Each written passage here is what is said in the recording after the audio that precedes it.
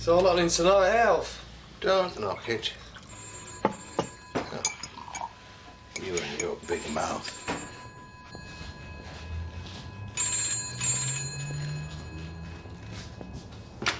Ashfordley Police Station.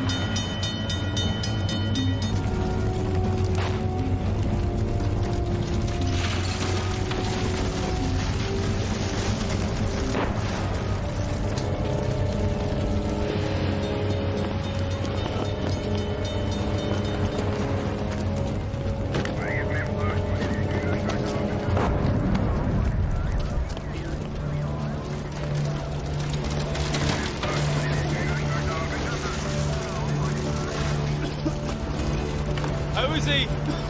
He's suffering from smoke inhalation principle. What wrong?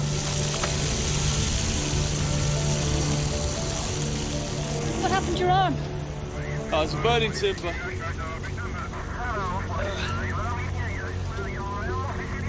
It doesn't feel broken.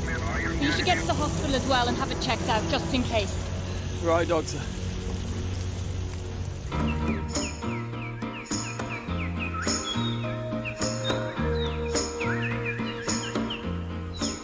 What do you reckon then, David? Well, it's certainly big enough. On a Sunday afternoon.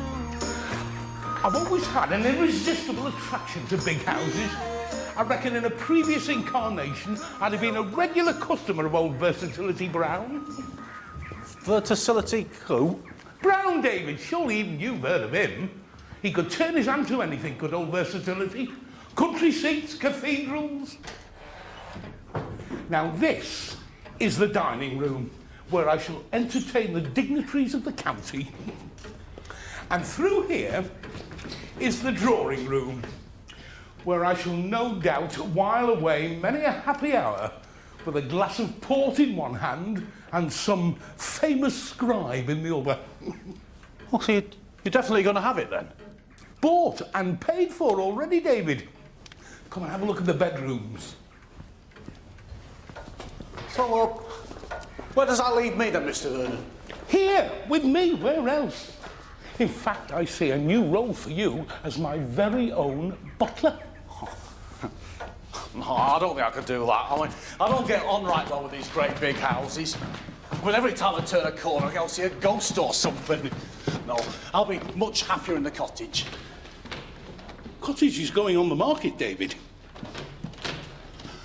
Well, what about me? Hey, you didn't say anything about that when you moved in. Excuse me, but if I remember rightly, when I bought that house, you just sort of stayed on, like part of the furniture. All right, well, that won't be a problem. I'll just look for somewhere else to live and then I'll just sort of move on then, shall I? Well, if that's the way you feel, be my guest, of course. Well, yes, I will. But, of course, I won't be your guest. Well, not for much longer, anyway.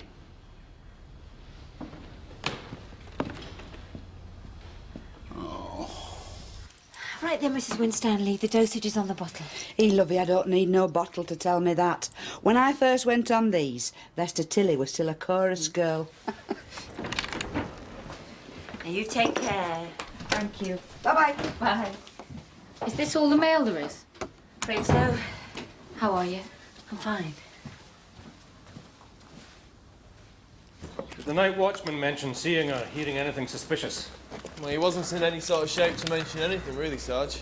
And over at the hospital, they wouldn't let us near him. Who owns this place, anyway? A company called Pike Textiles. The head office is over in Ashfordley. You spoken to them? Alf tried to get hold of the owner last night, but couldn't find him. Peter Pike. Right. Get yourself over to Asfordley, see if he suffers yet. I'll send Ventress to the hospital, find out if the night watchman's in any state to be questioned. Right, Sarge.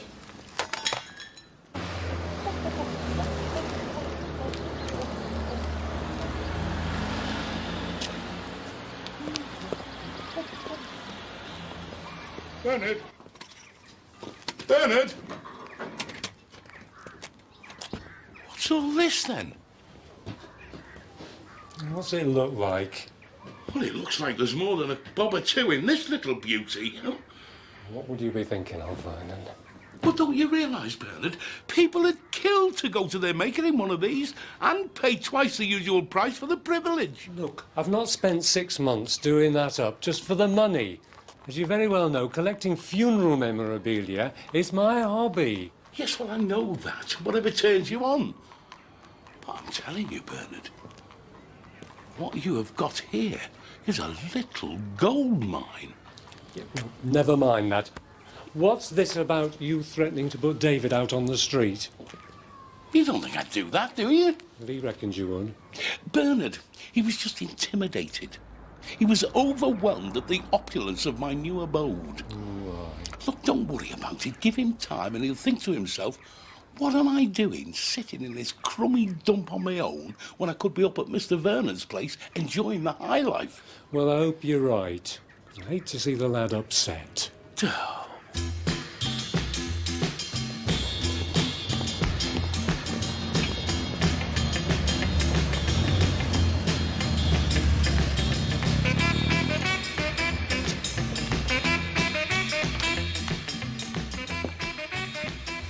PC Crane, Edmondsfield Police, Mr. Pike.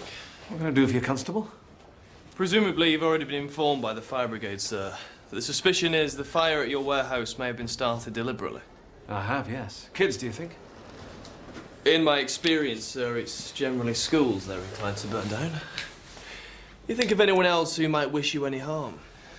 Well, I have my enemies. What successful businessman doesn't? I wouldn't have thought any of them hated me that much. What about your staff? Oh, our industrial relations here are excellent. And the premises are insured, I assume? Oh, yes. Where were you last evening, sir? At the golf club, having what I suppose you'd call a working dinner with Miss Stevenson here. I left about, 8:30, dropped her off and went home straight to bed. So you were home at about... 9 o'clock at the very latest, I suppose. Now you tell me something, Constable. Of course, sir. No disrespect intended. But if we are talking arson here, which we certainly seem to be, is this all that it really merits? The attentions of a mere constable? These are very much preliminary inquiries, Mr. Pike. And it goes without saying that if a serious crime has been committed, it will, of course, be referred to a senior officer. Where's the lovely Gina today, then? Well, she's away for a week, enjoying herself.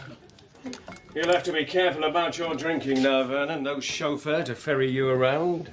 In my experience, Oscar, people who drive quality cars like mine tend not to get pulled over by our friends in the force. Oh, really? Well, that's not the way I remember it. In my day, the traffic cops used to love pulling over the posh cars. I know I did. Yes, well, the police force, like the times, have changed, obviously. Of course, if you're desperate, there's always David.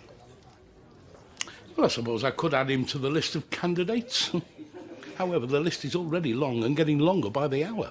Oh, I can believe it. There must be hundreds of out-of-work chauffeurs all over Yorkshire just fighting for the privilege of driving someone like you around. Well... If I were you, I'd give David a call. Yes, well, I suppose I could.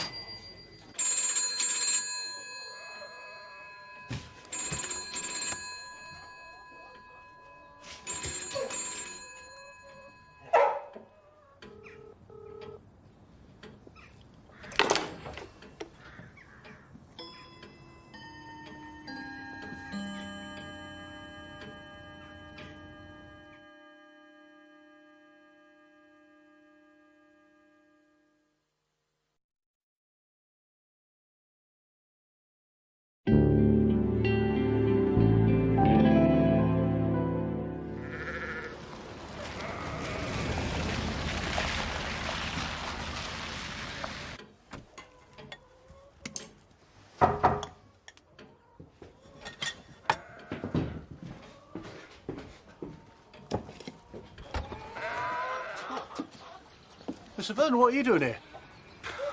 I was just sort of passing. I thought I'd call in and see how you were getting on. So how are you getting on? Oh, smashing, yeah. Really? Oh, no, it's great, you know, living on your own, being your own boss, like. Got to be said for it, David. Being what you might call fancy-free. Right. I mean, it could get some people down, having no one to talk to all day. But I'm not one of them. Never have been. No, me neither, no. No. Anyway, something has come up. I just thought you might be interested. I thought the least I could do is offer you first refusal for old time's sake. All right. I'm in the market for a chauffeur just at present. And I was wondering whether you'd still be interested. Right. I wouldn't have to go and live in that big old house, would I? Oh, no, certainly not. No, all that's on offer is a job, David, not accommodation as well. Right then, well, yeah, I will be then. Good. Well, that's that then. There is one small thing I shall insist on. Right.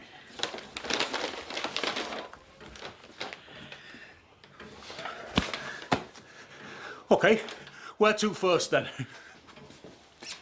Now then, Mr. Williams, how are you doing? Well, put it this way. I can't see me opening the bowling for Yorkshire again for a bit. Oh, dear. Well, I better have a word with Freddie Truman and tell him it's all down to him again, then. Now, talking about the fire, did you see anyone mucking about at the warehouse? Before it started, that is. Oh, I'm afraid I didn't know. In fact, it was quiet as the grave, really. Before the fire, like. I see. Well, if you do think of anything at all, just give us a bell. I'll do that. Hello? Yes. I see. Right. Thank you. Bye. That was Mrs. Watts on the phone, one of Mrs. Winstanley's neighbours. She said when she saw Olive last night, she was a bit under the weather, and when she went to check on her this morning, both the doors were locked and there was no response to her knocking. Has she alerted the police? Well, not yet, no, but she said that Olive is always up and about at first light. Well, you better get on to them and ask them to send someone round in case we need to break in. I'll make my way round there now. Right. Steve, how'd you go on with Mr. Pike yesterday? Well, he's got an alibi, all right. Spent the early part of the evening at the golf club. Dropped Naomi Stevenson off on his way home. Was in bed by 9. Meanwhile, the warehouse blazes along merrily. In fact, his chief concern seems to be whether we're taking all this seriously enough. Well, I trust you reassured him on that point. Of course, Sarge. What do we know about this Mr. Pike, anyway? Well, he's a Rotarian, a respectable local businessman. Never had anything to do with us. Of course, there was that trouble with his wife, Beryl, a few years ago. What trouble was that? Well, she was the company secretary at the time. She got caught siphoning company money off into an offshore account, one of her own. What happened to her? Well, she got 5 years. Was there any suspicion that Pike was in on it? Well, he denied all knowledge of it. In fact, he gave evidence against her at the trial. The person that knows all about Pike is Oscar Blaketon. Oscar? Yeah, they're big golfing mates, leading lights of the local club. I see. Ashbury Police Station. Oh, hello, Jenny. It's Jenny, for you. I'll take that in my office. He's not a happy bunny at the present.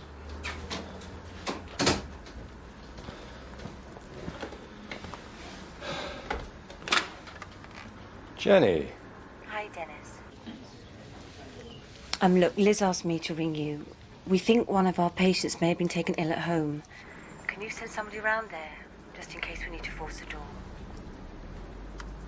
Right. What's the address?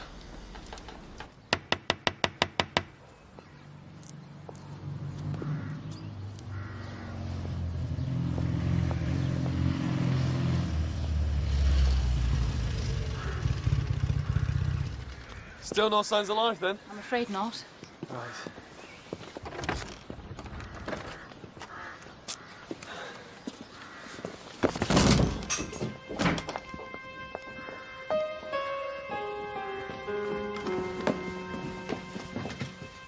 Hello? Call an ambulance, quick.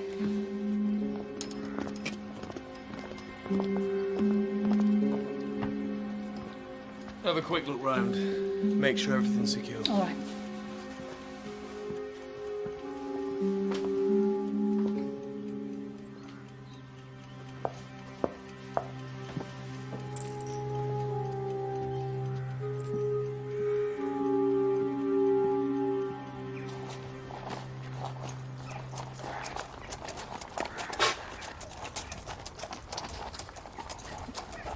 I can't believe you're thinking of doing what I think you're thinking of doing. What? Have you any idea how much damage a powerful jet of water can do to paintwork? Well, I've got to wash the bubbles off. Yes, and preferably by hand and using a good quality wash leather, yes? Ah, hello, you must be Mr. Scripps. I'm your nearest neighbour, Amanda Buxton. Just popped in to say hello. Some sort of problem, is there?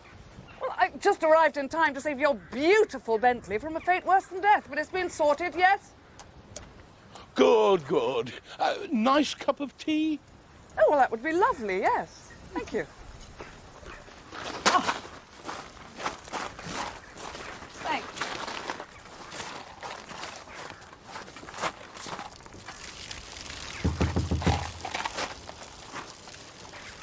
Gosh, the times we had when the big Glossops owned the place, though. I mean, she was frightful, but their hunt ball was one of the highlights of the local social calendar.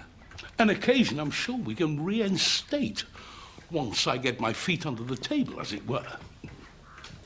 Yeah? A pot of Earl Grey, please, David. What? Earl Grey. Tea. There's a packet in the cupboard. And a slice of lemon would be lovely. And a slice of lemon? He's a nice lad, really, David. One of life's rough diamonds, Miss Buxton. Call me Amanda, please. Oh, right. Amanda. Peter Pike. Well, I wouldn't call him a friend of mine exactly. We have the occasional round of golf together, that's all. What's it like? He's a bit of a lad. Some people like him. Other people can't stand the sight of him. Which category does he fall into for you? Ah, he's all right in small doses, I suppose. What about his wife? Vicious, vindictive, scheming. And those are her good points. Well, she must have taken it pretty badly. Her own husband choosing to testify against her. Well, that's putting it mildly. So she, for one, wouldn't be averse to burning down this warehouse of his. If she weren't still in jail, that is. But she isn't. What? Well, she was released some weeks ago. Was she? Put on your red dress, baby, 'cause we're going out tonight. Put on your red dress, baby, 'cause we're going out tonight. Hello, can I help you? I'd like a word with Mr. Pike, please. And your name? Mrs. Pike, as was. Anyway. I'm sorry, but I'm afraid Mr. Pike isn't available at the moment. Oh, I think you'll find he's available to me.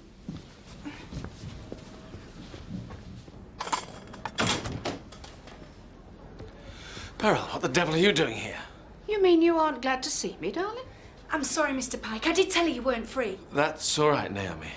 No problem. Very pretty. Is she looking after you all right? What do you want?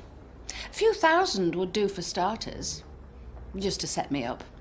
Think of it as compensation, Peter, for the last 4 years of my life. Well, 10 out of 10 for nerve anyway, Beryl. Now, don't be petty. Your little empire wouldn't even be here if it weren't for me. Don't flatter yourself, Beryl. Your creativity began and ended with your bookkeeping. Oh, come on. You don't have to play the innocent with me. Look, Beryl, I'm sorry you got sent down. I really am. Of course you are. I'll never forget your face, how hurt you looked, giving evidence against me. Which, as my husband, you could quite easily have refused to do. Are you surprised? Let's face it, you almost brought the entire company down with your financial shenanigans. That might have washed with the jury 4 years ago, but at least have the good grace not to try it on me. Very well. You want it straight, I'll give it to you straight. The day our divorce came through, that was it as far as I was concerned. Goodbye. Don't come round here bothering me again. It's over, Beryl.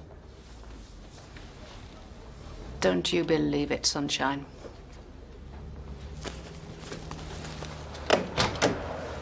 Incidentally, I couldn't help noticing our old warehouse got burnt down. So? So, who's going to take the rap for that one, Peter? If the police should get suspicious. Just go, will you?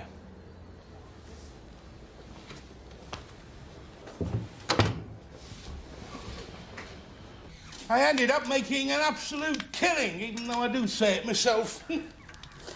It's modern art. Never really understood it. But as far as I'm concerned, Vernon, new money, quite as good as old. Business is business. And I should know, running one or two myself. Really? That's very interesting, because I've got a little enterprise I've been mulling over for... Oh, goodness me, I must go. Must get back to the horses, but thank you, Vernon. It's been a pleasure. Despite the lack of lemon. Oh, do you ride yourself at all, Vernon? Well, I'm a bit rusty. Well, I'm sure we can soon fix that. Shall we say tomorrow? 11 o'clock, riding lesson? Oh, but do get yourself a decent outfit. Might I suggest Skinner's of Skinner Street? But tell them I sent you, yes?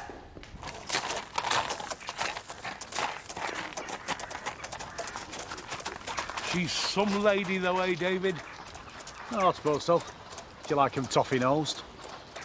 Do you know, David, you're going to have to do something about that working-class chip on your shoulder. How is she? She's badly concussed, I'm afraid. Nothing to be too concerned about under normal circumstances, of course, but at her age... I'll call round to the hospital in the morning and see how she's getting on. She just tripped on something coming down the stairs, did she? It looks that way. Only I found this. I am right in thinking that these are the sleeping pills we prescribed yesterday. That's right. She says she can't sleep without them. Well, she certainly would have slept well if she'd taken the dosage recommended on this bottle. A little too well, perhaps. This is double her normal dose. Lord knows what state she was in when she tried to come down those stairs.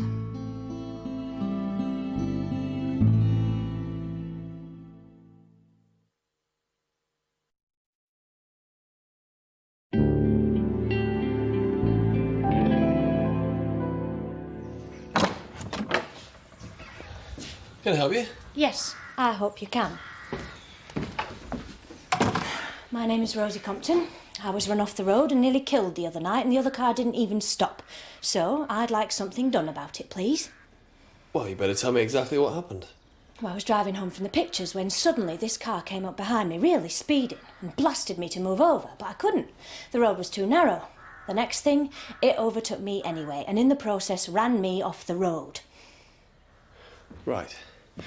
When you said the other night, which night would that be? This Tuesday, just gone. At about what time? 9-ish. I'd been to the first house. Did you manage to get a good look at this vehicle? Oh, I did better than that.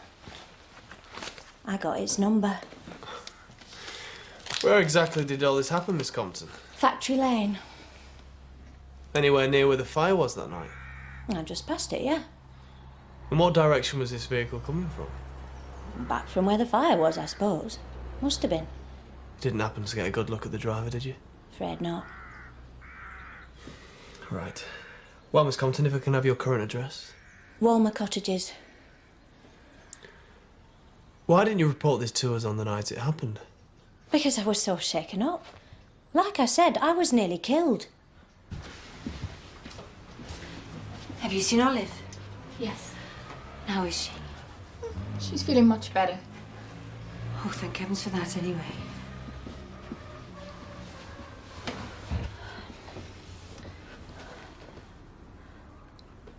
I think I should resign, Liz. It's a bit early for that. Besides, it was my responsibility.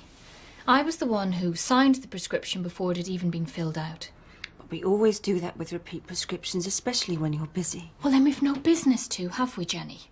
No matter how busy we are. Morning, Alf. That car number you asked me to check out. Oh, yeah? You'll never guess whose name it's registered in.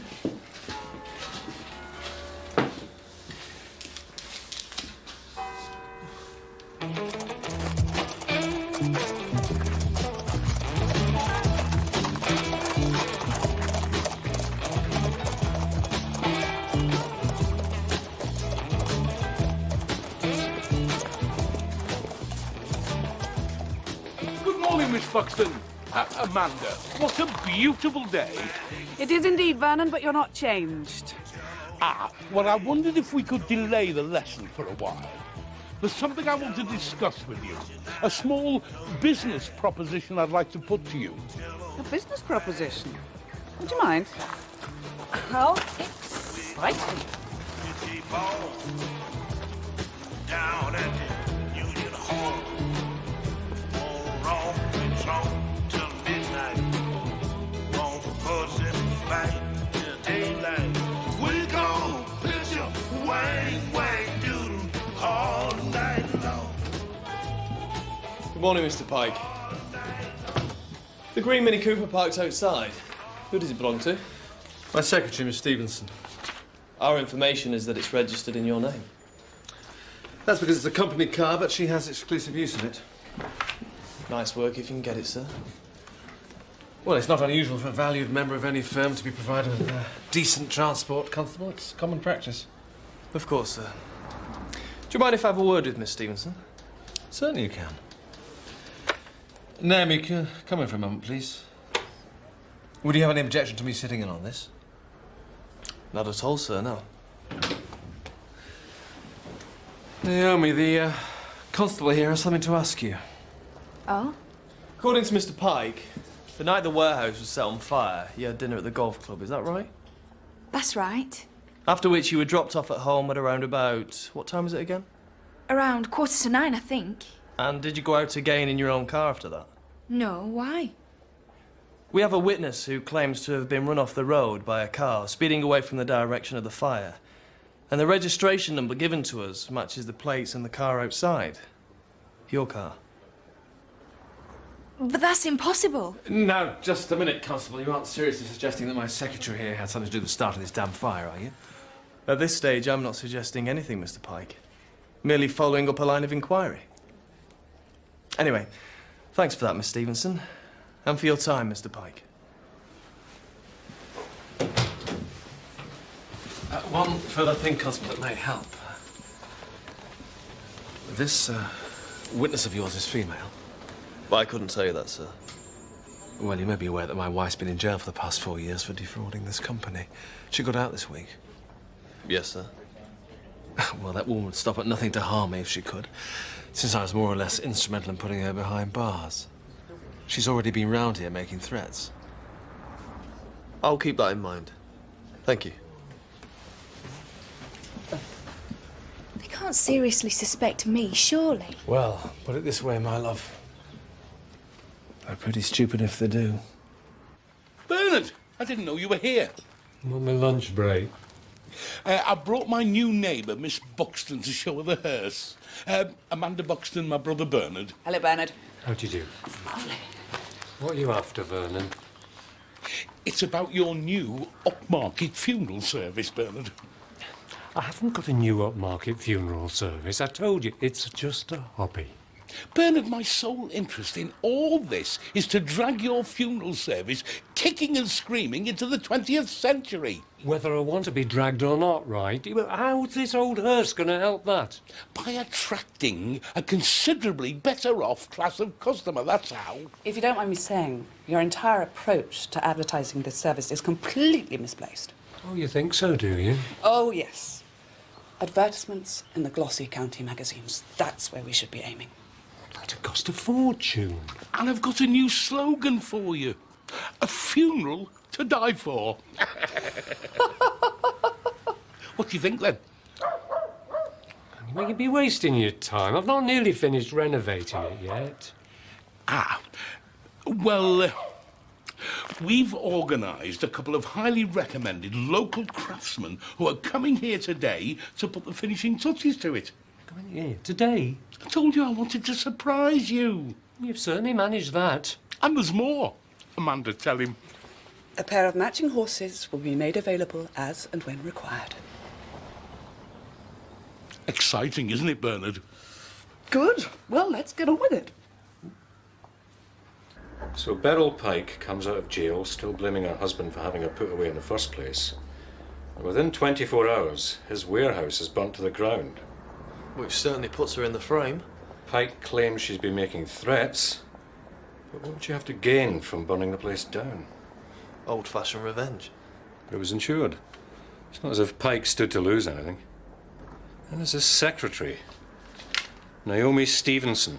A witness sees her car speeding from the scene. Could she have done it?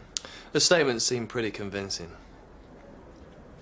Did Ventress manage to get anything out of Sid Williams? Apparently not. Perhaps I'll have another word with him on the way home. Meanwhile, let's find out if Beryl Pike really is in the area. And you better get on with checking out this Rosie Compton character too.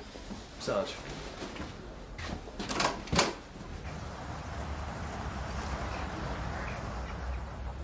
Thank you, David. A good day's work, I'm sure you'll agree. Do you know, there's nothing like giving a family member a helping hand. And that Miss Buxton is such a generous lady. Yeah. Well, if that's me done for the day, I'll be off.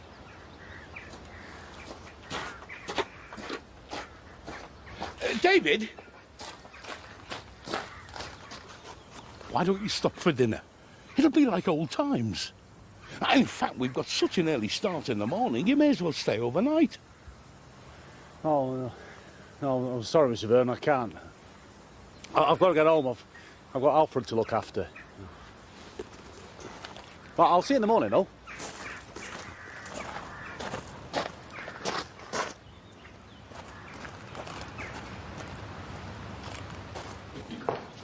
Hello, Olive. Hello. I brought you something to read. Thank you. How are you feeling? Much better, thanks. And I'd be better still if I was at home. Now, you know what hospitals always tell you. They won't keep you in a minute longer than they have to. Well, I suppose that's true. And you've been so kind to me. And the doctor, coming to visit me.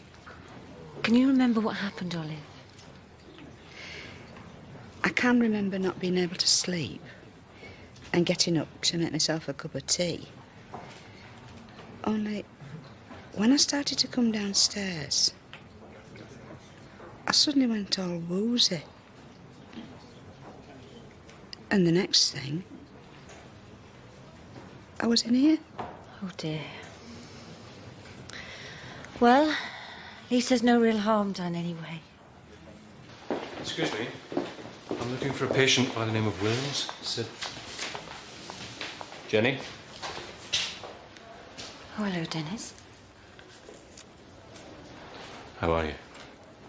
All right. You? Look, can we talk? Not now, Dennis, please.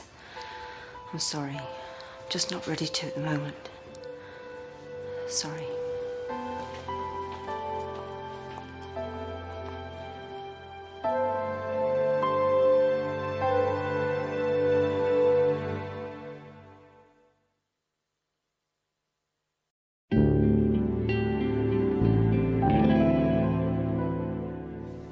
Right, thanks for letting me know.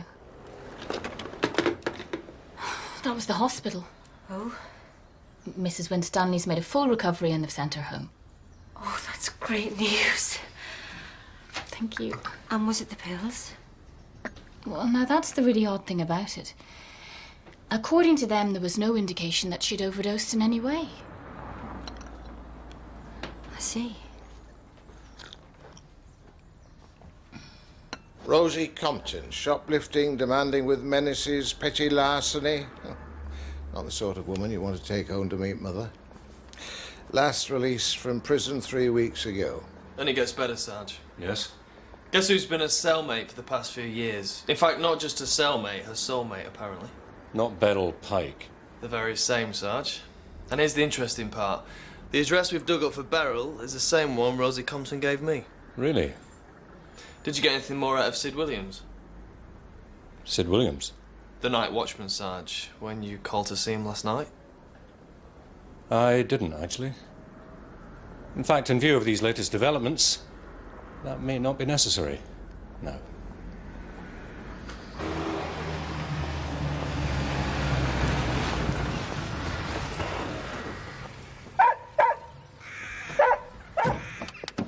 Now, what's that wretched dog doing here? Oh, he's not hurting anybody. He's upsetting the horses. Well, he's got as much right to be here as they have.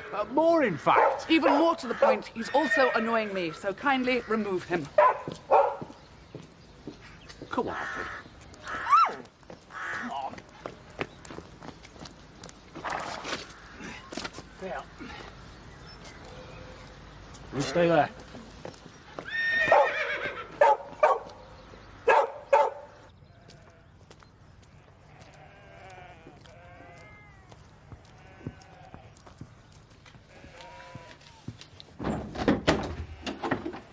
Is Mrs. Pike in at the moment? Mrs. Pike? Beryl Pike.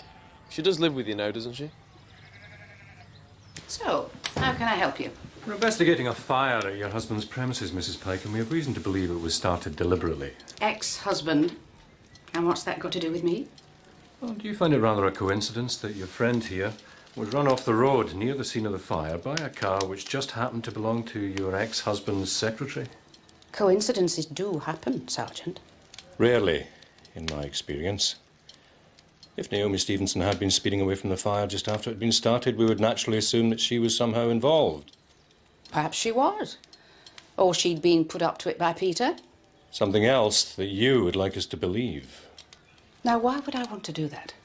Oh, it's lovely to see you both. Do come in. Are you feeling better? Champion. Now I'm back in my own home. Oh, that is good. Are these the new pills? That's right. But I won't get around to using them for a few weeks yet, mind. Really? Well, it's this system I have, you see, Doctor. Do sit down. Olive, how do you mean? One bank holiday Monday, I ran out of tablets. And I had the devil's own job to get a new prescription. So ever since then, I've made sure that I'm one full prescription at least ahead of where I should be. So you never took any of the new tablets? No, dear. Have I done something wrong? No. No. Oh, you had me worried there for a moment. Do sit down. So what do you think, Sarge? Did they start the fire? I think they just did their best to set Pike up with this cock and bull story about seeing Naomi's car. At least if we can get them for perjury. As for the fire itself, I think Pike's probably our man. So how do we prove it? Well, what's the weak link in his story? Has to be Naomi Stevenson. She's got no form, certainly no hardened criminal. I think she's just covering up for him because she's sweet on him. So, we shake a tree and see what falls out. Let's bring her in. Right, whenever you're ready, Vernon. Right, David, up you get. Me? Well, who else? As I understand it, you are the official hearse driver round here. Yeah, well, I had a very nasty experience last time I drove one of those. Never mind that. This is just to familiarise yourself with the vehicle. Come on, get up.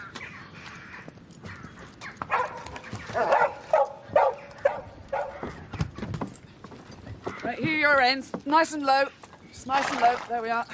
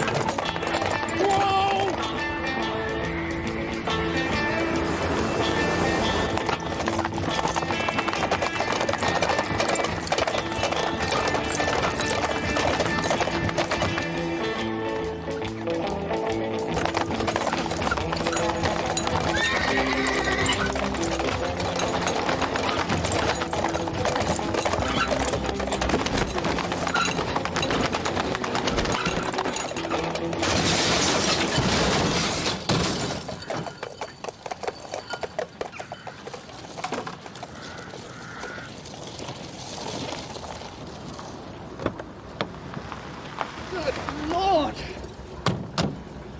Oh, no! No. Hey, fellas, come on.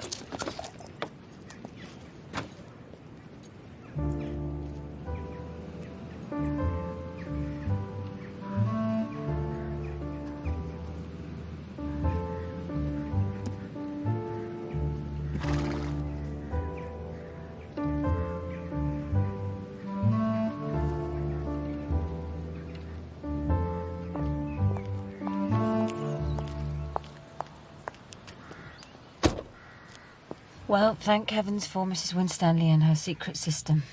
We have been really lucky. I know we have. And I do think, Jenny, you really need to sort things out. If nothing else, come to a decision about Dennis one way or the other. Because there's no doubt in my mind that none of this would have taken place if things had been, well, normal, shall we say. So, Miss Stevenson, despite what you told us earlier, you now claim that at the time of the fire, Peter Pike was with you at your place. Have I got the story right? It isn't a story. It happens to be the truth. I just didn't want everybody knowing about our relationship. Right. And did he stay the entire night? Yes. And during this time, did he go out at all? No. And you would be happy to swear to that in court? It won't come to court, though, will it? Well, at least that's what Peter's told you, right? He's innocent, that's why. Well, let's just say, for argument's sake, that he isn't. You do realise that if he's found guilty of starting the fire, you'll go down too. Not just as an accomplice to arson, but for perjury too. Not a very appetising prospect. They're not very nice places, prisons. And all to cover Peter Pike's back. What do you mean? Well, surely you realise you're just being used here. He would have had it worked out from the start, would Peter? Not just burning the place down, but having someone like you in line to give him an alibi. Beryl Pike went to prison for him, Naomi. Are you prepared to do the same? I'll ask you one last time. Give you one more chance before we let the law take its course. Was Peter Pike with you the entire time on the night in question? If I were to tell you he did pop out for an hour, would I still be facing charges myself? Well, if you did, Naomi, what could you possibly be charged with?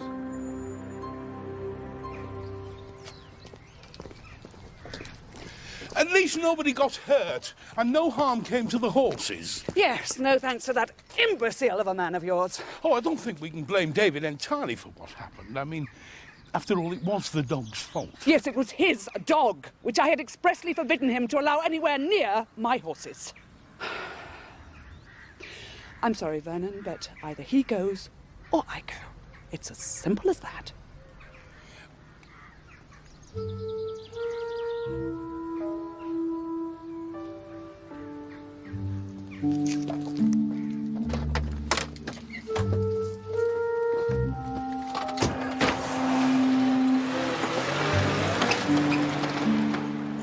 She gone, then? Yes, David, she's gone. Miss Buxton and I had what you might call a difference of opinion. And as for horse riding, that's another upper-class activity that they can keep. Thank you. Right, Mr. Vernon. Peter Pike, I'm arresting you on suspicion of arson. You're not obliged to say anything unless you wish to do so. But what you say may be put into writing and given in evidence.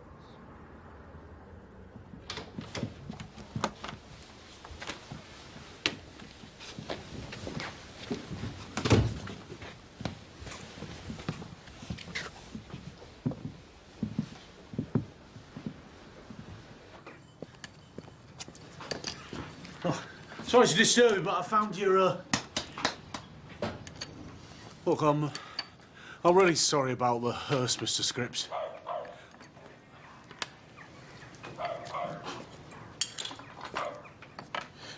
Bernard, I'm more than willing to compensate you for any damage caused. Look, Is there anything that David and I can do while we're here to help?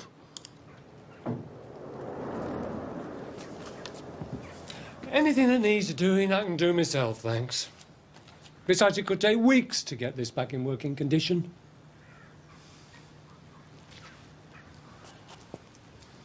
Months, in fact.